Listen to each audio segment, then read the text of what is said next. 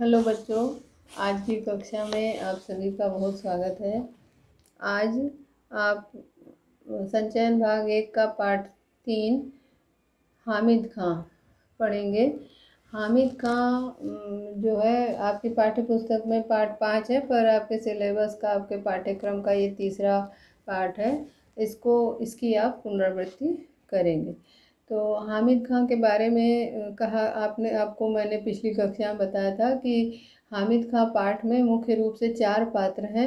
एक सबसे पहला और मुख्य पात्र है हामिद खां, दूसरे पात्र हैं लेखक, और तीसरे हैं हामिद खां के पिता, एक अधेड़ बुजुर्ग व्यक्ति।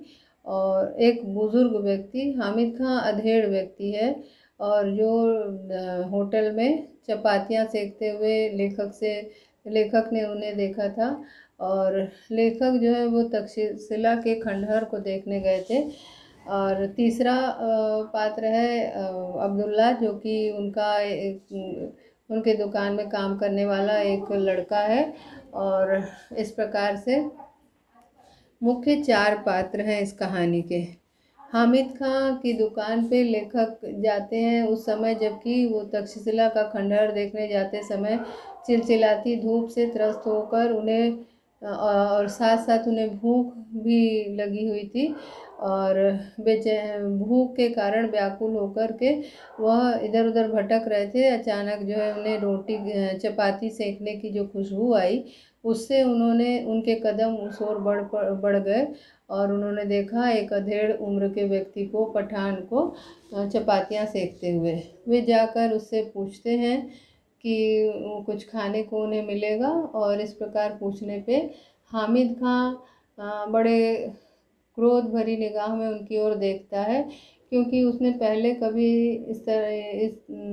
इनको देखा नहीं था, और उसे देखकर समझ में आ गया था कि यहाँ का व्यक्ति नहीं है, इस इलाके का, इस मुल्क का व्यक्ति नहीं है, कहीं बाहर से ही आया है। फिर लेखक की सहज भावना से वह थोड़ा प्रभावित होता है, और इशारे से वह दुकान के अंदर बैठने के लिए कहता है। लेखक जो है अंदर बेंच पर बैठते हुए इधर उधर जब निगाह दौड़ाते हैं, तो उन्होंने क्या देखा कि एक चारपाई पे गंदी तकिया पड़ी है, जिस पर कोहनी टिकाए हुए एक बुजुर्ग व्यक्ति, एक बूढ़ा दड़ियल व्यक्ति गुड़गुड़ा पी रहा है। और उस गुड़गुड़े में लगता है कि उसने अपनी बाहरी दुनिया से अपना नाता तोड़ लिया है, और उसी में भूला है। इस प्रकार, और चारों तरफ की जो दीवारें हैं गंदी धूल भरी थी, और चारों तरफ जो है एक अस्त व्यस्तता थी। उसके पश्चात जब लेखक का परिचय मांगता है अधेड़ जो पठान है, चपाती जो सेक रहा था दुकान वाला, तो उन्होंने बताया अपने परिचय में कि वे हिंदू हैं और हिंदुस्तान से आए हुए हैं। और यहाँ के बारे में जब बताता है तो हामिद खां को उसकी बात का विश्वास नहीं होता है।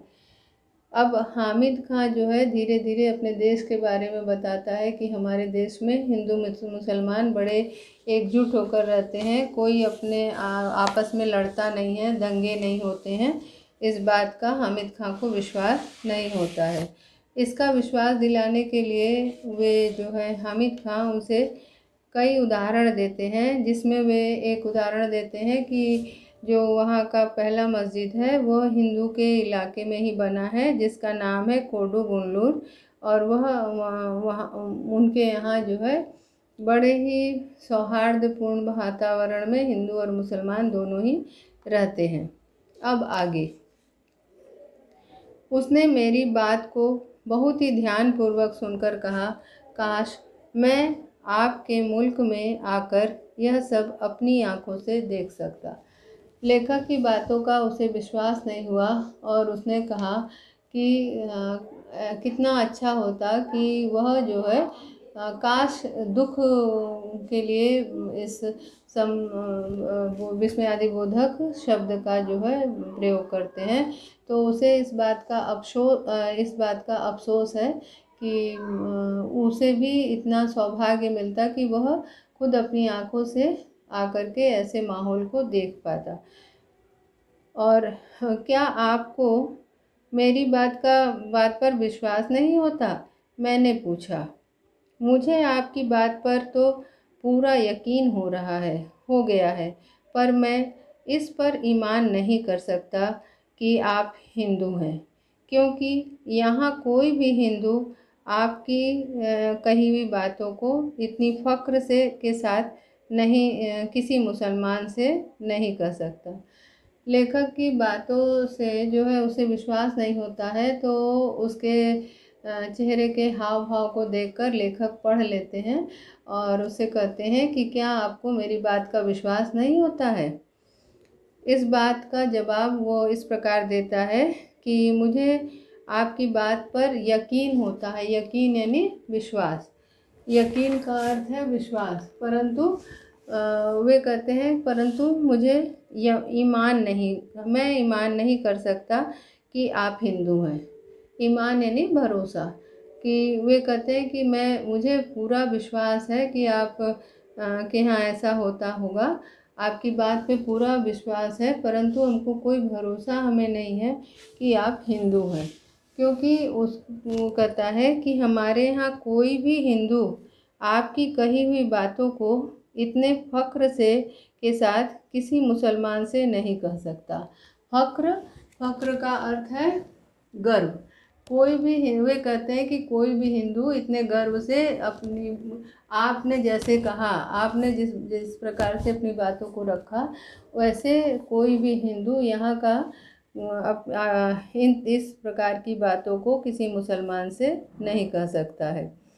उसकी नज़र में हम आतताइयों की औलादें हैं।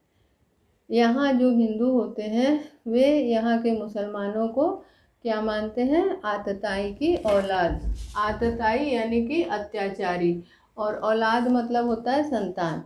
मतलब कि वो कहते हैं कि हमारे यहाँ हिंदुओं का ऐसा सोचना है कि हम मुसलमान जो है आतताई के औलाद हैं, यानी अत्याचारियों की संतान हैं। हमें इस हालात में अपनी आन के लिए लड़ना पड़ता है, यही हमारी नियति है। उसकी आवाज़ में सच्चाई कूट कूट कर भरी थी।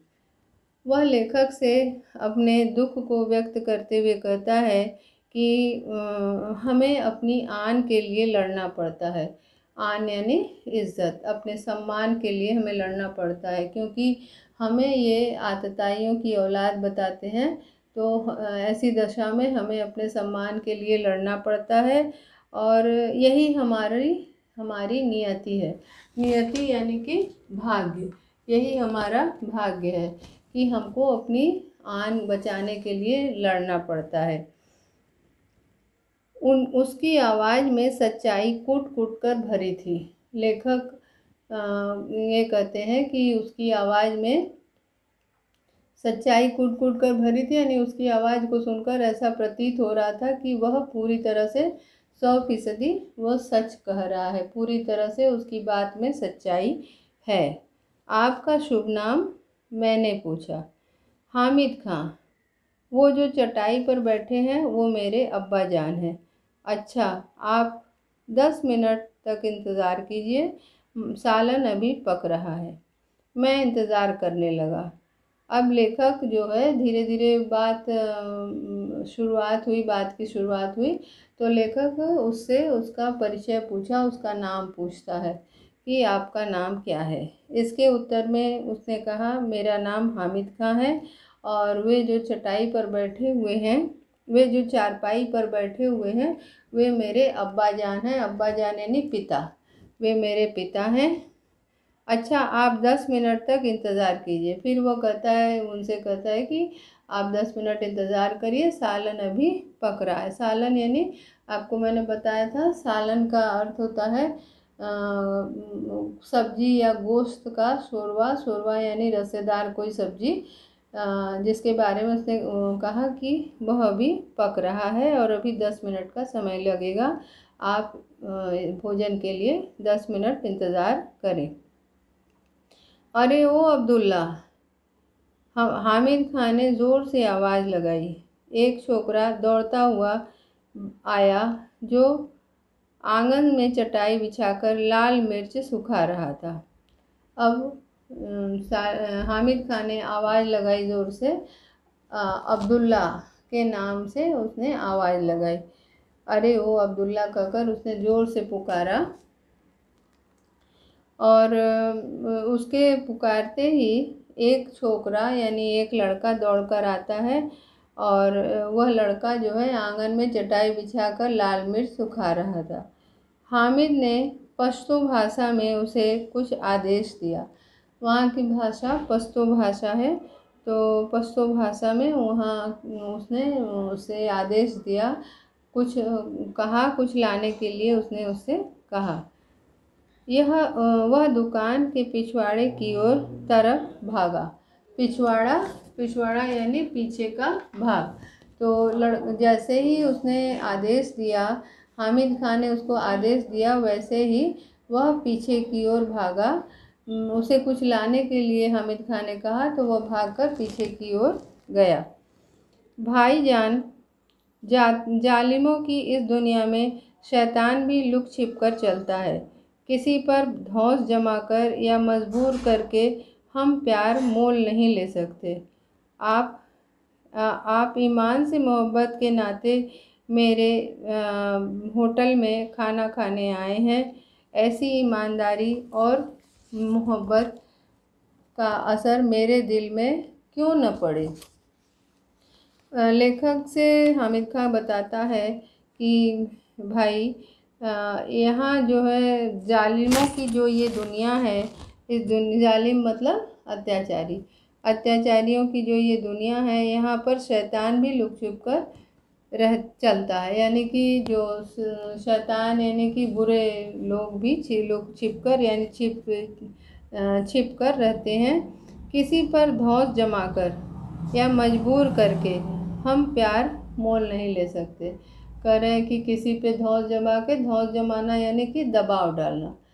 किसी पे दबाव डालकर या किसी को मजबूर करके विवश करके हम उससे प्यार मोल नहीं ले सकते। उसके प्यार को, उसके प्रेम को हम खरीद नहीं सकते। ये एक ऐसा भाव है जो कि स्वतः उपजता है, स्वतः पैदा मन में प्रेम की भावना पैदा होती है। किसी पे दबाव डाल के या किसी को विवश करके हम इसको मोल नहीं ले सकते। आप ईमान से मोहब्बत के नाते मेरे होटल में खाना खाने आए हैं। और वह इस बात को सोचकर वो बड़ा ही खुश है एक तरह से लेखक के ऊपर, और वह कहता है कि आप बड़े भरोसे के साथ आप जो है हमारे होटल में खाना खाने आए हैं। मैंने उनके यहाँ ये भावना थी कि कोई हिंदू और मुसलमान एक साथ मिलजुल के रह ही नहीं सकता, और हिंदू होने के नाते से मुसलमान के होटल में वो खाना खाने आ नहीं सकते।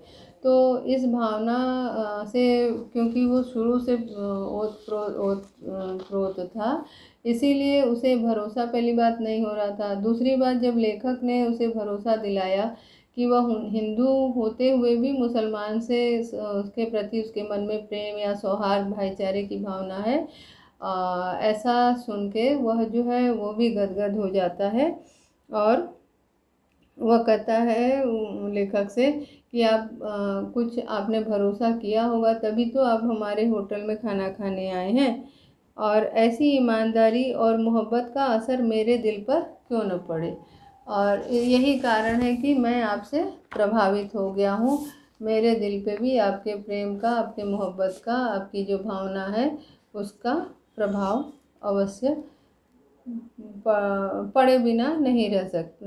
मतलब बिना आपसे हम प्रभावित हुए रह ही नहीं सकते, क्योंकि आपकी जो प्रेम की भावना उससे हम पूरी तरह से प्रभावित हो गए हैं। अगर हिंदू और मुसलमान ईमान से आपस में मोहब्बत करते तो कितना अच्छा होता। वह अपनी भावना व्यक्त करते हुए लेखक से कहता है कि अगर हिंदू और मुसलमान आपस में अगर न लड़ते झगड़ते, प्रेम से रहते तो ये कितना अच्छा होता। धीमे स्वर में बोलते हुए वह अंगीठी से आखिरी चपाती उठाकर उतार कर खड़ा हो जाता है। और इससे साफ जाहिर होता है कि उसके मन में ये भावना है कि सब मिलजुल कर रहे, कोई आपस में लड़े ना। और अपनी इस मन की भावना को व्यक्त करते हुए वह जो है आखिरी चपाती सेकता है। और आखिरी चपाती सेकने के बाद वह वहीं खड़ा हो जाता है। और उसके बाद जो है वह जो छोकरा पिछवाड़े की तरफ गया था उसने एक थाली में चावल लाकर सामने रख दिया। हामिद खां ने 3-4 चपातियाँ उसमें रख दी, फिर लोहे की तस्तरी में सालन परोसा। छोकरा साफ पानी से भरा एक कटोरा मेज पर रखकर चला गया। मैंने बड़े चाव से भरपेट खाना खाया। इतना करते हुए वह जो अभी इतना बात ही कर रहे थे कि तब तक जो है जिस छोकरे को, जिस लड़के को हामिद खान ने आवाज़ लगाकर कुछ आदेश दिया था, कुछ लाने के लिए कहा था, वह जो है एक थाली में चावल लाकर सामने रख देता है। उनके सामने एक थाली में चावल लाकर रखता है और हामिद खां उसमें 3-4 चपातियाँ उनकी थाली में रख देते हैं। फिर एक लोहे की तस्तरी में सालन यानी जो सब्जी है उसको ले आकर के देता है। छोकरा जो है, वो लड़का जो है, वह एक पानी का बर्तन उनके सामने कटोरे में पानी भर के उनके मेज पर रख देता है। और उसके बाद जो है लेखक बड़े चाव से यानी बड़े रुचि के साथ, बहुत रुचिपूर्वक उस भोजन को वे करते हैं, क्योंकि वे भूखे थे, बहुत ही भूखे थे। और ऐसे में उन्हें भोजन मिला तो वे बड़े रुचि के साथ वह भोजन करते हैं। कितने पैसे हुए? जेब में हाथ डालते हुए मैंने हामिद खां से पूछा। मुस्कुराते हुए हामिद खां ने हाथ पकड़ लिया और बोला, भाईजान माफ़ कीजिएगा, पैसा नहीं लूँगा, आप मेरे मेहमान हैं। भोजन करने के बाद लेखक अपने जेब में हाथ डालते हैं और हाथ डाल के कुछ पैसे निकालते हैं और उससे पूछते हैं कि भोजन के कितने पैसे हुए। इस बात पर उस हामिद खान ने लेखक के हाथ पकड़ लिए और कहा कि भाई जान, आप माफ़ करें, मैं आपसे भोजन के पैसे नहीं लूँगा, क्योंकि आप हमारे मेहमान हैं और मेहमान से कोई पैसे कहाँ लेता है। मेहमान नवाजी की बात अलग है, एक दुकानदार के नाते आपको खाने के पैसे लेने पड़ेंगे, आपको मेरी मोहब्बत की कसम। हामिद खां के इस प्रकार पैसा लेने से इनकार करने के बाद लेखक जो है उससे कहते हैं कि मेहमान नवाजी, प्रेम की बात अलग है, मेहमान नवाजी की बात अलग है, मेहमानदारी की बात अलग है, परंतु आप चूँकि दुकानदार हैं और मैं आपका ग्राहक, तो इस नाते से आपको पैसे लेने ही पड़ेंगे। और क्योंकि व्यापार में प्रेम मोहब्बत की बात नहीं चला करती। आपको लेखक ने उन्हें कसम दिलाया और उसे पैसे लेने के लिए कहा। भाईजान, मैंने खाने के पैसे आपसे ले लिए हैं। 1 रुपए के नोट को मैंने हामिद खां की ओर बढ़ाया। वह सकुचा रहा था। उसने यह रुपया लेकर फिर मेरे हाथ में रख दिया और इस प्रकार ज़बरदस्ती लेखक जो है 1 रुपए की नोट जो है वो लेकर के हामिद खां के हाथ में रखते हैं, और जिसे लेने में हामिद खां को संकोच का अनुभव हो रहा था, परंतु उसने रुपए हाथ में लिए और फिर वापस वो लेखक को लौटा देता है। भाईजान, मेरे खाने के पैसे आपने ले लिए, मैंने खाने के पैसे आपसे ले लिए हैं, मगर मैं चाहता हूँ कि आप ही के हाथों में रहे। अब वो जो पैसे उसने लिए थे, उसने उसी हाथ से उन्हें पैसे वापस लौटा भी दिए। तो कह रहे हैं कि मैंने आपसे ले लिए और मैं आपको उन पैसों को लौटा रहा हूँ। मैं ये चाहता हूँ कि ये पैसे आप ही के पास रहें। इन पैसों को आप ही रखें। और जब आप वापस हिंदुस्तान जाएं तो आप किसी मुसलमानी होटल में जाइएगा और इन पैसों से पुलाव खाइएगा और तक्षशिला के भाई हामिद को याद करिएगा। वह हामिद खां जो है उससे पैसे नहीं लेता लेखक से, और उसे ये कहता है कि मैंने आपके हाथ से पैसे ले लिए, पर मैं आपको अपनी तरफ से ये पैसे वापस कर रहा हूँ और आप इन पैसों को लेकर के अपने देश जाइएगा। वहाँ जाकर आप किसी मुसलमानी होटल में पुलाव खाइएगा और वहाँ पे इन्हीं पैसों से पुलाव खाइएगा और वहाँ मुझे आप याद करिएगा। वहाँ से लौटकर मैं तक्षशिला के खंडहरों की तरफ चला आया। इसके बाद मैंने फिर कभी हामिद खां को नहीं देखा। पर हामिद खां की यह आवाज़, उसके साथ बिताए क्षणों की यादें आज भी ताज़ा हैं। उसकी वह बात आज भी मेरे दिल में बसी है। तक्षशिला के सांप्रदायिक दंगों की चिंगारियों की आग से हामिद खां और उसकी वह दुकान जिसने मुझ भूखे को दोपहर में खाना और छाया देकर मेरी क्षुधा को तृप्त किया था, बची रहे। मैं यही प्रार्थना अब भी कर रहा हूँ। अब लेखक कहते हैं कि उसके पैसे उसने मतलब जो पैसे उसने लौटा दिए थे, उन पैसों को वह ले करके लेखक वापस चला आता है अपने तक्षशिला की खंडहरों की ओर, और फिर वापस वह कभी उस ओर नहीं जाता है जहाँ पे हामिद खां की दुकान थी, और फिर से कभी उससे हामिद खां की मुलाकात नहीं होती है। पर हामिद खां की आवाज़, उसका व्यवहार, उसके साथ बिताए हुए जो क्षण हैं, वे सारे इनके दिलो दिमाग में बस जाते हैं और वे पूरी तरह से उनके प्यार से ओतप्रोत हो जाते हैं। उनकी वह मुलाकात आज भी मेरे दिल में बसी हुई है। अब ये कह रहे हैं कि लेखक की जो मुलाकात हामिद खां से हुई थी, उन मुलाकात की यादें अभी भी उनके दिलो दिमाग में बसी हुई हैं और उसे वे भूल नहीं पाए हैं। तक्षशिला के सांप्रदायिक दंगों की चिंगारियों की आग से हामिद खां और उसकी दुकान बसी रहे। अब लेखक जो है अपने मन में प्रार्थना करते हैं कि हे भगवान, हमारे हामिद खां की दुकान को बचाना, उस दुकान को जिसने मुझ भूखे को और धूप से जो त्रस्त था ऐसे व्यक्ति को उस धूप में ठंडक दी और मेरी क्षुधा यानी भूख, मुझ भूखे की भूख को तृप्त किया यानी मेरे भूख मिटाई। तो ऐसे जो व्यक्ति थे हामिद खां, उनकी दुकान को कोई नुकसान न पहुँचे, उनको कोई नुकसान मतलब कि कोई उनकी दुकान न नष्ट हो, ऐसी प्रार्थना वह ईश्वर से करते हैं।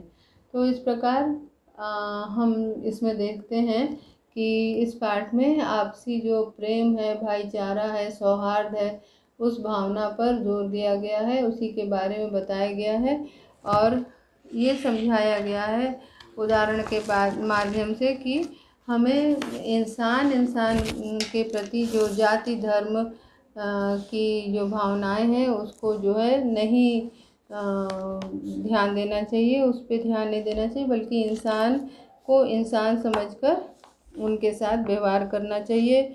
लेखक वहाँ से लौट आते हैं, परंतु तक्षशिला के खंडहरों में आने के बाद वहाँ फिर वो लौटकर कभी भी जाते तो नहीं हैं और उसके बाद भी कई वर्ष बीत जा रहे हैं, लेकिन उनके मन से वो हामिद खां की जो यादें हैं वह नहीं जाती हैं, उसको वो उनके दिलो दिमाग में बसी रहती हैं। इसीलिए लेखक ये बताने की कोशिश करते हैं कि हम सभी इंसान हैं और हम इंसान को इंसान समझें, हमें उनके साथ जाति और धर्मगत भेद नहीं करना चाहिए। अब हम लोग पाठ के प्रश्न उत्तर पर विचार करेंगे, उनकी चर्चा करेंगे। पहला प्रश्न है, पाठ से भी पहले कुछ प्रश्न करवा रहे हैं और उसके पश्चात हम लोग अन्य प्रश्न भी करेंगे। सबसे पहला प्रश्न यहाँ पे ये उठता है, ये दिया गया है पाठ के अंतर्गत कि लेखक का परिचय हामिद खां से किन परिस्थितियों में हुआ।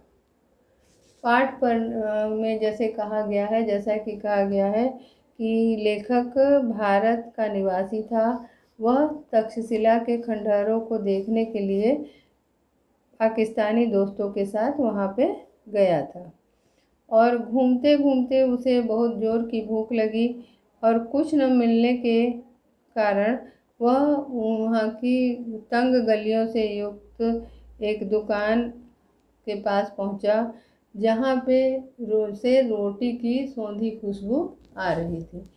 वह रोटी की खुशबू जो है उसके नाक में जाती है और वह जो है उससे इतना प्रभावित होता है कि वह उसकी दुकान के पास जा कर के दुकान वाले से कहता है कि वह उसे भोजन के लिए कुछ खाने को देगा, वहाँ कुछ कुछ खाने को मिलेगा। तो इससे जो है इस बातचीत के अंतर्गत दोनों एक दूसरे से प्रभावित होते हैं और वह मुस्लिम होते हुए भी उसने हिंदू लेखक की मेहमान नवाजी करने में कोई कसर नहीं छोड़ी और इन परिस्थितियों में लेखक की मुलाकात हामिद खां से होती है। ठीक है, अब आपको दूसरा प्रश्न बताते हैं। दूसरा है, काश मैं आपके मुल्क में आकर यह सब अपनी आँखों से देख सकता। हामिद खां ने ऐसा क्यों कहा? काश मैं आपके मुल्क आकर के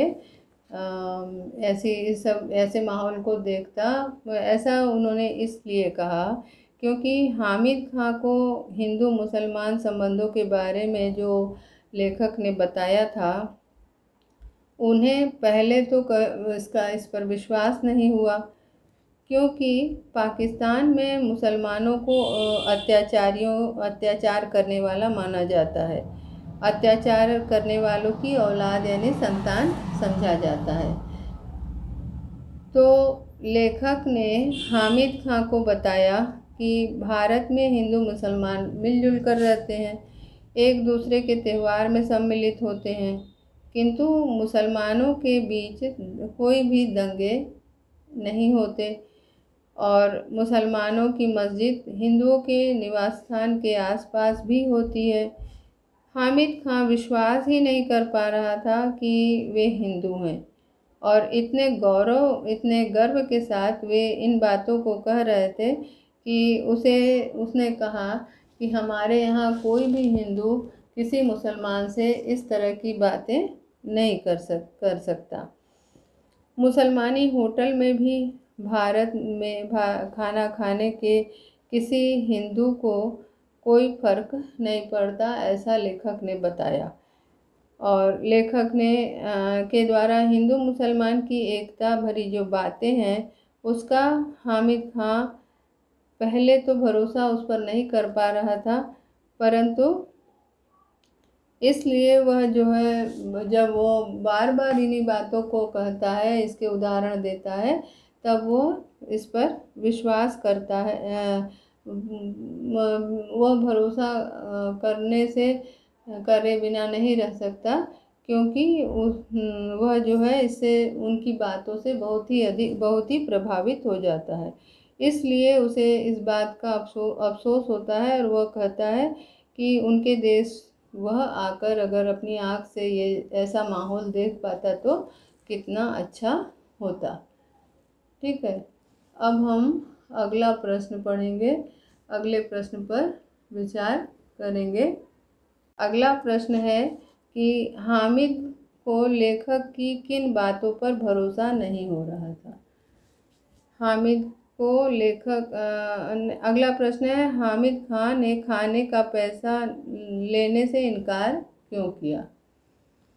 अगला प्रश्न है, इसका उत्तर है कि हामिद खान ने पैसा लेने लेखक से पैसे लेने के लिए इसलिए इनकार कर दिया क्योंकि वह जो है उनके प्रेम से इतना प्रभावित हो गया था, लेखक के साथ, लेखक की बातों से, लेखक के भाई सौहार्द और भाईचारे से युक्त बातों से बहुत ही ज़्यादा प्रभावित हो गया था और इसी कारण वह उसने पैसे लेने से इनकार कर दिया। वह मतलब कि ये बताता है कि मैं आपकी आप मेरे मेहमान हैं और मेहमानों से कोई पैसे लेता है क्या, और ये कह करके उसने पैसे लेने से इनकार कर दिया। आज बस इतना ही, शेष अगली कक्षा में। धन्यवाद।